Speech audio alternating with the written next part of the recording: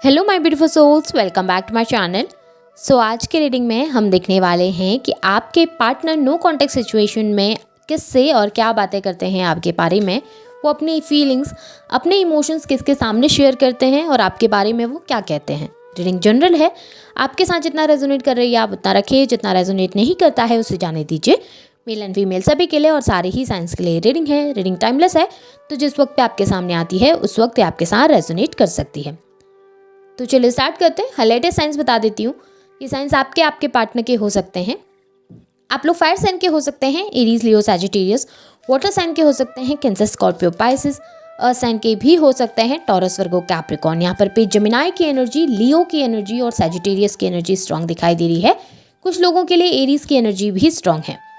यहाँ पर पे आप लोगों के लिए नंबर 8 इंपॉर्टेंट हो सकता है, अगस्त मंथ इंपॉर्टेंट हो सकता है, नंबर 6 इंपॉर्टेंट हो सकता है, जून मंथ आप लोगों के लिए इंपॉर्टेंट हो सकता है। कुछ लोगों के लिए मुझे यहाँ पर पे नंबर 4 अप्रैल मंथ की एनर्जीज भी दिखाई दे रही हैं। आप लोगों को नंबर 8 बहुत ज़्यादा दिखाई देता होगा, या फिर 888 आप लोग बहुत ज़्यादा देख सकते हैं, या 8888 आप लोग बहुत ज़्यादा देख सकते हैं।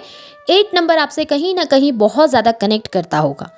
तो चलिए स्टार्ट कर लेते हैं, देख लेते हैं कि आपके पार्टनर किससे और क्या बातें करते हैं आपके बारे में, वो क्या शेयर करते हैं।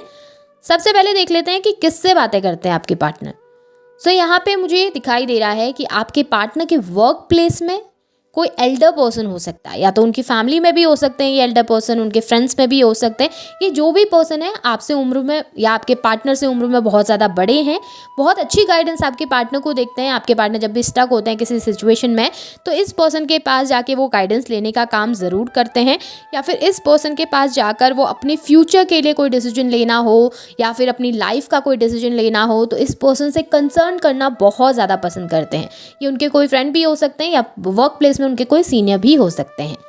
अब सेकेंड एनर्जी अगर मैं देखूं तो ये मुझे कोई फेमिनाइन एनर्जी दिखाई दे रही है। उनके आसपास कोई फीमेल पर्सन हो सकते हैं, उनके फ्रेंड सर्कल में, उनकी फैमिली में कोई भी फीमेल पर्सन मुझे ज़्यादा नज़र आ रहे हैं, जिसके साथ आपके पार्टनर अपने इमोशंस शेयर करना ज़्यादा पसंद करते हैं। लेकिन ये जो सामने वाले पर्सन है बहुत ज़्यादा मेटलिस्टिक सोच वाले ज़्यादा हैं, इमोशनल बहुत ज़्यादा कम है, पैसे वगैरह को बहुत ज़्यादा मायने देते हैं, मेटलिस्टिक चीज़ों को बहुत ज़्यादा मायने देते हैं, पर ये कोई फेमिनाइन एनर्जी मुझे ज़्यादा नज़र आ रही है। थर्ड एनर्जी में मुझे आपके पार्टनर के कोई फ्रेंड्स या कोई कलीग्स नज़र आ रहे हैं, उनके दोस्त हो सकते हैं जिसके साथ वो बहुत ज़्यादा समय स्पेंड करते हैं, या जिसके साथ वो बहुत ज़्यादा ट्रैवल करना पसंद करते हैं, ऐसा कोई पर्सन जो उनके बहुत ज़्यादा क्लोज है। अब देख लेते हैं कि आपके पार्टनर बातें क्या करते हैं इस पर्सन से। सो यहाँ पे मुझे सबसे पहली एनर्जीज में दिखाई दे रहा है कि आपके पार्टनर उनसे कहते हैं कि मुझे पता है कि इस रिलेशनशिप में उस पर्सन ने मेरे लिए बहुत कुछ किया है। मैं बहुत बेहतरीन तरीके से जानता हूँ, या मैं बहुत अच्छे से जानता हूँ कि इस रिलेशनशिप में वो मेरे लिए बहुत गिविंग रहे हैं, और उसके साथ मैं कंप्लीट भी फील करता हूँ। जब वो मेरे आसपास होती है या जब वो मेरे आसपास होते हैं तो मुझे ऐसा लगता है कि एक सिक्योरिटी मेरे पास है, एक मैं सेफ़ हूँ उस जगह पर, या फिर मैं चाहूँ तो कोई भी अपने इमोशंस या कोई भी अपनी फीलिंग्स उसके सामने जाहिर कर सकता हूँ। वो समझते हैं मेरे को, वो पर्सन जो हैं वो बहुत अच्छे से मुझे अंडरस्टैंड करते हैं, मेरे फीलिंग्स, मेरे इमोशन को अंडरस्टैंड करते हैं, और उसके साथ मुझे कंफर्टेबल फील होता है। उसके साथ मुझे ऐसा फील होता है कि हम लोग काफ़ी लंबे समय से एक दूसरे को जानते हैं, भले हम सालों तक एक दूसरे से बात ना करें, भले हम बहुत लंबे समय से नो कॉन्टैक्ट सिचुएशन में हों, लेकिन हम जब भी एक दूसरे के करीब आते हैं तो वो पुल मुझे महसूस होता है उसकी तरफ, वो कनेक्शन मुझे महसूस होता है कि कुछ ना कुछ इसके साथ मेरा जुड़ा हुआ है, जिसकी वजह से मैं चाह कर भी उससे दूर नहीं जा पा रहा हूँ, या चाह कर भी उसे भुला नहीं पा रहा हूँ। मुझे लेकिन समझ में नहीं आता कि क्या इस रिलेशनशिप के कोई मायने हो पाएंगे अब, क्या इस रिलेशनशिप में कोई फ्यूचर हो पाएगा अब।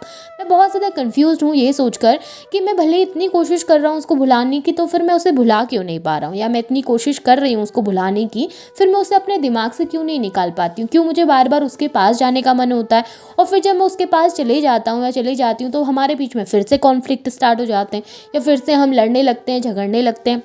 मुझे समझ नहीं आ रहा कि इतना कॉम्प्लिकेशंस क्यों है इस रिलेशनशिप में, या इतना क्रिटिकल ये रिलेशनशिप क्यों है, इतना ज़्यादा कॉम्प्लिकेशंस क्यों आ जाते हैं हमारे रिश्ते में, क्यों ये रिश्ता स्मूथली नहीं चल पा रहा, या क्यों ये रिश्ता उस तरीके से नहीं चल पा रहा जिस तरीके से हम चाहते हैं कि ये रिश्ता चले।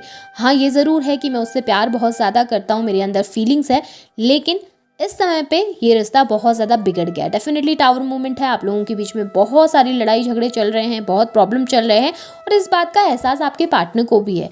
उन्हें लगता है कि इस रिलेशनशिप में बहुत ज़्यादा अब प्रॉब्लम्स बढ़ चुकी हैं, डिफ़िकल्टीज़ बढ़ चुकी हैं और शायद ये रिलेशनशिप अब बच नहीं सकता या फिर ये एंडिंग की कगार में पहुँच चुका है। आपके पार्टनर कहते हैं कि मुझे लगता है कि इस रिश्ते में मैं जितना कर सकती थी या मैं जितना कर सकता था मैंने अपनी तरफ से किया है और मुझे नहीं लगता कि मैं और कुछ ऐसा कर सकता हूँ कि ये रिश्ता सुधरे या बचे।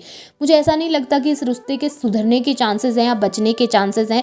मुझे लगता है अभी रिलेशनशिप पूरी तरीके से एंड हो चुका है, ना वो मुझे समझना चाहती है ना मैं उसको समझ पा रहा हूँ और मुझे नहीं लग रहा कि ये रिलेशनशिप ज़्यादा आगे बढ़ पाएगा। भले मैं कितनी ही कोशिश कर लूँ उसे समझाने की, भले मैं कितनी ही कोशिश कर लूँ इस रिश्ते को समझने की, बट मैं अंडरस्टैंड ही नहीं कर पा रहा कि गलतियाँ कहाँ पर हो रही हैं, मिस्टेक्स कहाँ पर हो रही हैं, कहाँ पर प्रॉब्लम्स आ रही हैं और ये रिलेशनशिप बिगड़ता जा रहा है। जितना भी इसको संभालने की कोशिश करो या जितना भी इसको सुधारने की कोशिश करो, ये रिश्ता और ज़्यादा टूट रहा है, जिसकी वजह से मुझे भी तकलीफ़ महसूस होती है और मुझे लगता है कि मैं उसको भी बहुत ज़्यादा तकलीफ़ दे रहा हूँ इस रिश्ते में।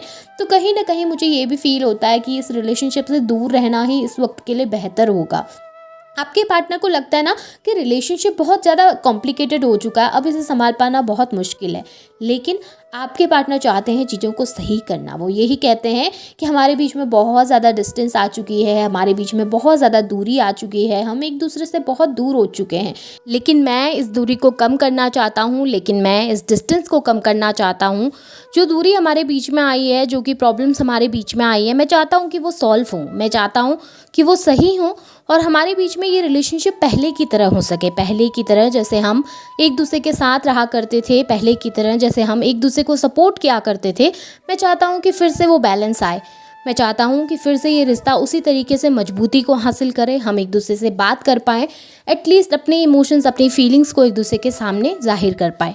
लेकिन चीज़ें उस तरीके से हो नहीं पा रही हैं, डिस्टेंस इतना आ गया है कि मुझे नहीं नज़र आ रहा कि किस तरीके से चीज़ों को मैं बैलेंस कर पाऊँ या किस तरीके से चीज़ों को मैं सही कर पाऊँ। मैं ऐसा क्या कहूँ या फिर मैं ऐसा क्या करूं कि चीज़ें सही हों। आपके पार्टनर ना बहुत ज़्यादा परेशान इस समय पे हैं। आपके पार्टनर अंडरस्टैंड नहीं कर पा रहे या फिर कहूँ कि आपके पार्टनर समझ नहीं पा रहे चीज़ों को कि किस तरीके से वो इन चीज़ों को सॉल्व करें। ऐसा क्या कहें, ऐसा क्या करें कि चीज़ें पहले की तरह नॉर्मल हो सके। आपके पार्टनर ना एक तरीके से होप हार चुके हैं इस रिलेशनशिप के लिए। आपके पार्टनर होपलेस हो चुके हैं, जिसकी वजह से वो बार बार गाइडेंस लेने जाते हैं लोगों के पास। आपके पार्टनर कहते हुए नज़र आ रहे हैं कि वो आपके साथ कम्युनिकेशन चाहते हैं, वो आपके साथ एक नई शुरुआत चाहते हैं, वो आपके साथ एक न्यू बिगनिंग चाहते हैं इस रिलेशनशिप में। वो चाहते हैं कि चीज़ें सही हों, वो चाहते हैं कि इस रिलेशनशिप में फिर से चीज़ें नॉर्मल हो सकें। लेकिन आपके पार्टनर को ये लगता है कि अब आप थोड़ा सा ईगोस्टिक हो चुके हो, अब शायद आप अपने अकॉर्डिंग इस रिलेशनशिप को चलाना चाहते हो या फिर अपने अकॉर्डिंग इस रिलेशनशिप में आगे बढ़ना चाहते हो। लेकिन आपके पार्टनर के लिए ये चीज़ें बहुत ज़्यादा मुश्किल हैं। आपके पार्टनर ये कहते हैं कि उनके ऊपर भी जिम्मेदारियाँ हैं, उनके ऊपर भी रिस्पॉन्सिबिलिटीज़ हैं, उन्हें भी चीज़ें अपने तरीके से देखनी होती हैं, उन्हें भी अपने फैमिली को देखना है, अपने लोगों को देखना है। बहुत सारी कॉम्प्लिकेशंस होती हैं, बहुत सारी चीज़ें होती हैं जो संभालनी होती हैं, सुधारनी होती है, लेकिन उन चीज़ों को शायद आप इस वक्त पे नहीं समझ पा रहे हैं। ऐसे आपके पार्टनर के थॉट प्रोसेस है, भले ही चीज़ें इस तरीके से हों या ना हो, लेकिन आपके पार्टनर को ऐसा लगता है कि आप कभी कभी उनको अंडरस्टैंड नहीं कर पाते हो, कभी कभी आप बहुत ज़्यादा कमांडिंग हो जाते हो चीज़ों को लेकर या बहुत कंट्रोलिंग हो जाते हो चीज़ों को लेकर, जहाँ पर आप समझना ही नहीं चाहते हो उनके पॉइंट ऑफ व्यू को। लेकिन आपके पार्टनर ज़रूर चाहते हैं चीज़ों को सही करना, क्योंकि इस समय पर आपको लेकर बहुत अट्रैक्टेड फील कर रहे हैं आपके पार्टनर। आपकी तरफ एक अट्रैक्शन है। आपके पार्टनर ये कहते हैं कि मुझे लग रहा है उसके अंदर बहुत ज़्यादा बदलाव आए हैं, उसके अंदर बहुत ज़्यादा चेंजमेंट मुझे देखने के लिए मिले हैं, वो अपनी लाइफ में प्रोग्रेस कर रहा है, वो अपनी लाइफ में आगे बढ़ने की कोशिश कर रहे हैं। मुझे ऐसा नज़र आ रहा है कि वो फाइनेंशियली भी स्ट्रांग हो रही है, वो मेंटली भी स्ट्रांग हो रही है, उसने खुद को बहुत बेहतरीन तरीके से संभाला है। इस डिस्टेंस में जब हम एक दूसरे से दूर गए तो उसने टूट जाने के बजाय खुद को संभाल लेना ज़्यादा ज़रूरी समझा है, और ये चीज़ें मुझे बहुत इम्प्रेस करती हैं कि वो रो नहीं रही चीज़ों के लिए या फिर वो बैग नहीं कर रही हैं चीज़ों के लिए, वो अपनी लाइफ में फोकस कर रही हैं।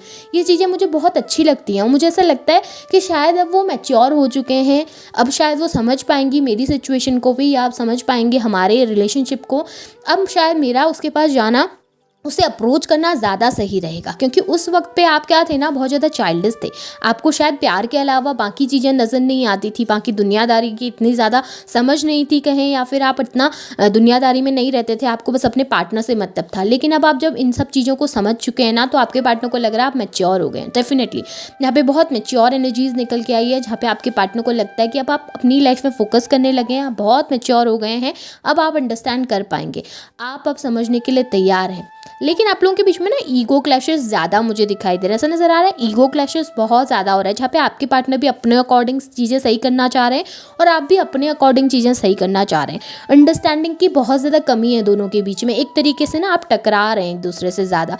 इस वक्त पे ऐसा हो गया ना कि आप चाहते हैं कि आपके पार्टनर आपको कमिटमेंट दें, आपके पार्टनर आपके साथ लॉयल रहें, वो आपकी रिस्पेक्ट करें और आपके हिसाब से चलें। लेकिन यह है कि आप सही हैं अपनी जगह में, लेकिन वही चीज़ें आपके पार्टनर भी चाहते हैं। आपके पार्टनर चाहते हैं कि आप अंडरस्टैंड करें उनकी सिचुएशन को, आप भी समझने की कोशिश करें। होता क्या है ना कि हमको ये लगता है कि हमारी सिचुएशन सही है, हमारा बोला हुआ चीज़ सही है, या हम जिस तरीके से अपने रिलेशनशिप को देख रहे हैं वो चीज़ें सही है। ऐसा ही सामने वाले को भी लगता है, उसे भी लगता है कि उसका पॉइंट ऑफ व्यू सही है, या वो जिस हिसाब से चलाना चाह रहे हैं रिलेशनशिप को वही सही है। रिलेशनशिप में बहुत ज़रूरी होता है म्यूचुअल अंडरस्टैंडिंग होना, जहाँ पर पे उनका आपको समझना बहुत ज़रूरी है और आपका भी उनको समझना बहुत ज़रूरी है। आपको भी उनकी सिचुएशन को अंडरस्टैंड करना पड़ता है और सामने वाले ने भी वही चीज़ें करनी पड़ती हैं। एक तरफ से रिश्ता नहीं चलता है और उसी वजह से आप लोगों के बीच में ज़्यादा प्रॉब्लम्स होती हुई मुझे यहाँ पर दिखाई दे रही हैं। वैसे आपके पार्टनर कुछ नेगेटिव आपके बारे में नहीं बोलते हैं, वो बहुत ज़्यादा पॉजिटिव बातें करते हैं थर्ड पार्टी से आपके बारे में। सो ये वो थॉट्स हैं जो आपके पार्टनर थर्ड पार्टी से शेयर करते हैं। होप आपके साथ रेजोनेट हुए होंगे। रेजोनेट हो रहे हैं तो इसे क्लेम कीजिए, लाइक कीजिए, शेयर कीजिए, चैनल को सब्सक्राइब भी ज़रूर कीजिएगा। Thank you.